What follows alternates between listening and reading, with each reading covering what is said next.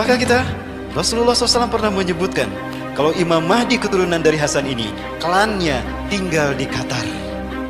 Raja Qatar sebetulnya adalah keturunan Bani Tamim.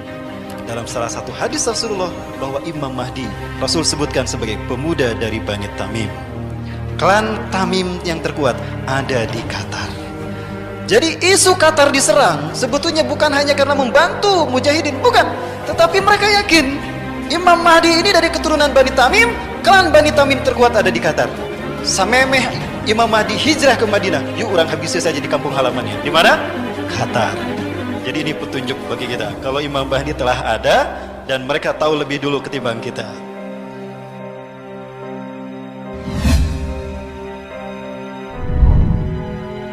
Perang dunia ini ketika ini terjadi, ya, di mana ada beberapa faktor pendukungnya. Faktor pendukung pertama itu adalah konflik antara umat Islam dengan Syiah. Syiah yang menjadi instrumen Yahudi untuk menguasai Timur Tengah. Ini telah menebar petaka bermula dari Irak, kemudian Suriah, kembali lagi ke Irak. Kita mengetahui bagaimana petaka Syiah yang begitu kejam telah membuat 8.000 kaum muslimin di tahun 2013 meregang nyawa di Irak. Kekejaman Syiah di Irak. Orang yang bernama Umar, Abu Bakar, Utsman itu dibunuh. Yang namanya Aisyah diperkosa lalu dicincang. Ada yang dibakar hidup-hidup karena namanya Muhammad. Begitu kebencian Syiah Irak kepada kaum muslimin di sana. Hal ini kemudian memicu adanya kelemahan dari kekuasaan penguasa Irak saat itu, Saddam Hussein. Ya, maka saat itu Amerika dengan bantuan Iran berhasil memukul kekuatan Saddam Hussein hingga pada akhirnya Saddam Hussein pun digulingkan.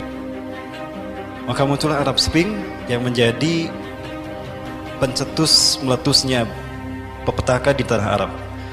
Dan merananya dan fitnah melanda Arab ini sebagaimana hadis Rasulullah juga. Ya, Rasulullah SAW pernah juga kembali diberitakan kalau tadi dari Ummu Fadil, sekarang dari Zainab binti Jahsin. Rasulullah terbangun dari tidurnya. Istaiqadha Rasulullah SAW min naumih. Rasulullah terbangun dari tidurnya.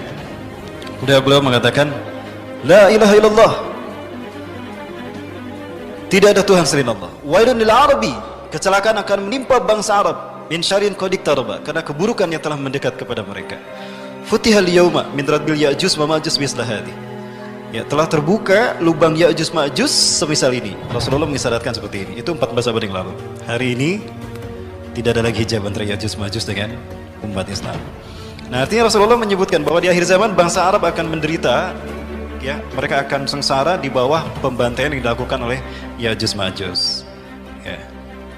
Suriah bangsa Arab bukan? Bangsa Arab. Kemudian Afghanistan bangsa Arab bukan bagi kita? Bangsa Arab. Palestina bangsa Arab bukan? Bangsa Arab. Maka pastikan negara-negara yang membantai mereka itulah keturunan Ya'juj Ma'juj.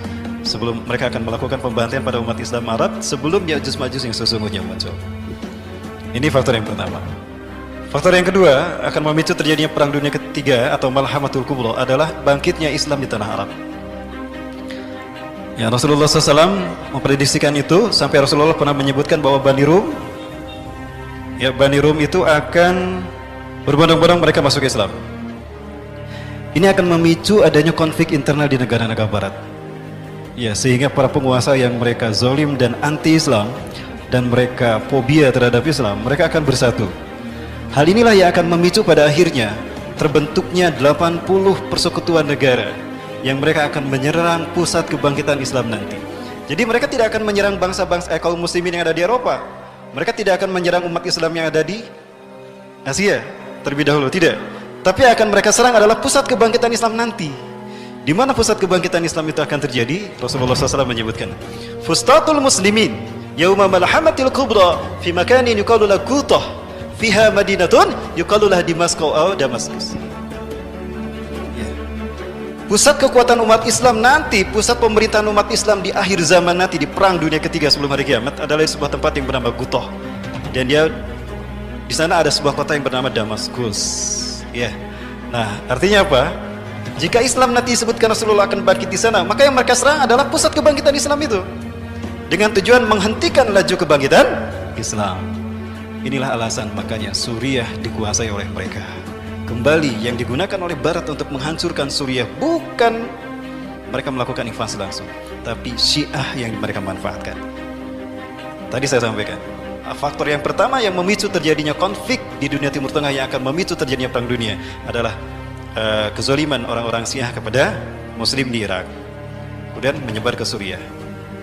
Sadarkah kita Bapak sekalian, jika ini terjadi, ini merupakan pertanda dari telah dekatnya perang dunia itu, bahkan kita sudah memasukinya.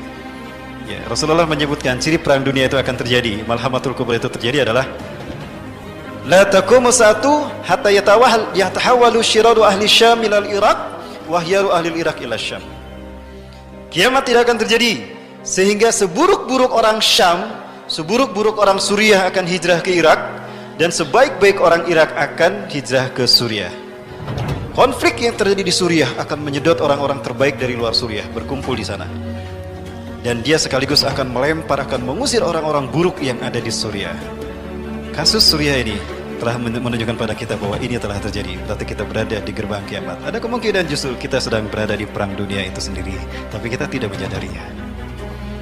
Ya, jadi faktor yang pertama tadi adalah meningkatnya konflik Muslim Syiah, bukan Sunni Syiah ya, karena kalau Sunni Syiah berarti Syiah bagian dari Islam. Ingat, Syiah bukan Islam Bapak Ibu, tapi Syiah itu kafir, syirik. Saya yakin yang dimaksudkan Rasulullah SAW ketika bangun dari tidurnya dan mengatakan wailun lil arabi min syarrin qad iqtaraba, kecelakaan akan menimpa bangsa Arab karena keburukan yang telah mendekat kepada mereka. Futihal yauma min radbil Ya'juj wa Ma'juj mislahati, telah terbuka lubang Ya'juj Ma'juj seperti ini. Pembukaan bagi petaka Ya'juj Ma'juj menimpa Arab dibuka oleh mereka-mereka inilah. Dan untuk mewujudkan ini di wilayah Asia, maka Iran melakukan kerjasama dengan pemimpin tertinggi di negara Asia, salah satu negara terkuat Asia. Inilah langkah-langkah the New World Order. Maka pemicu terjadinya perang dunia ketiga adalah tekanan dari rezim yang zalim kepada kepada rakyat yang mayoritas Muslim, kepada umat Islam. Hal ini memicu munculnya resistensi dari rakyat yang beragama Islam menentang mereka. Di saat itu rakyat sadar kalau virus demokrasi ternyata adalah virus yang membahayakan bagi umat Islam, dan dia telah ditunggangi oleh rezim untuk semena-mena menekan dan membantai rakyatnya sendiri. Ini akan menjadi faktor terakhir yang memicu perang dunia ketiga. Kenapa Suriah dikuasai secara cepat? Yang dikedepankan bisa siapa saja. Isunya bisa terorisme, isunya bisa ada fraksi-fraksi jihad di sana.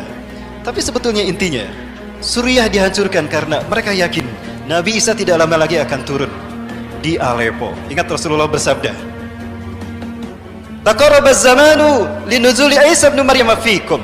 Sungguh telah dekat turunnya Isa bin Maryam di tengah-tengah kalian. Hakaman adlan, sebagai hakim yang adil. Fayaksirus saliba, beliau akan menghancurkan salib. Wa yaqtulul khinzira, beliau akan membunuh babi. Wa yadul jizyah, beliau akan menghapuskan pajak. Wa yafidul mal hatta la yaqbalu ahadun. Harta akan melimpah ruah sehingga tidak ada seorang pun yang menerimanya.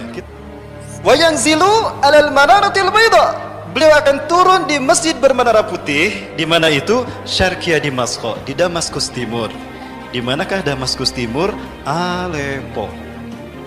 Jadi satu-satunya alasan yang logis bagi saya, kenapa Aleppo dibantai begitu saja? Karena mereka yakin kalau Nabi Isa waktu turunnya segera tiba untuk turun di Aleppo.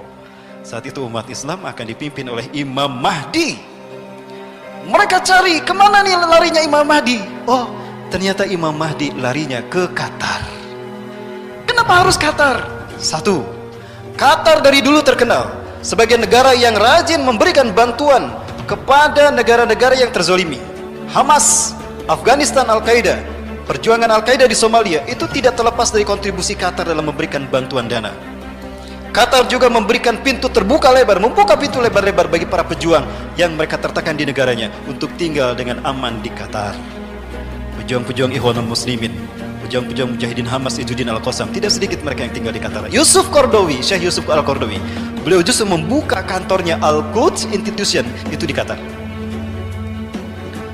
Maka kita, Rasulullah SAW pernah menyebutkan kalau Imam Mahdi keturunan dari Hasan ini, klannya tinggal di Qatar. Raja Qatar sebetulnya adalah keturunan Bani Tamim. Dalam salah satu hadis Rasulullah bahwa Imam Mahdi Rasul sebutkan sebagai pemuda dari Bani Tamim. Klan Tamim yang terkuat ada di Qatar. Jadi isu Qatar diserang sebetulnya bukan hanya karena membantu mujahidin, bukan, tetapi mereka yakin Imam Mahdi ini dari keturunan Bani Tamim. Klan Bani Tamim terkuat ada di Qatar. Samemeh Imam Mahdi hijrah ke Madinah, yuk orang habisnya saja di kampung halamannya. Di mana? Qatar.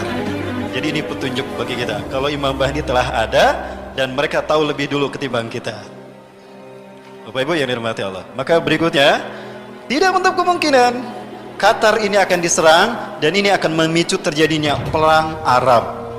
Rasulullah menyebutkan Arab saat itu akan bersekutu dengan Bani Rum untuk memerangi musuh di belakang kalian. Bapak Ibu yang dirahmati Allah, lupakah kita kalau Rasulullah bersabda, kalian hai kaum muslimin di bawah pimpinan Imam Mahdi akan memerangi semenanjung Arabia dan kalian akan menang. Hari ini terbuka lebar, konflik Qatar akan memicu terjadinya perang dengan semenanjung Arabia dan umat Islam akan menang. Artinya Imam Mahdi tidak lama lagi akan muncul. Allah membukakan semenanjung Arabia untuk kalian.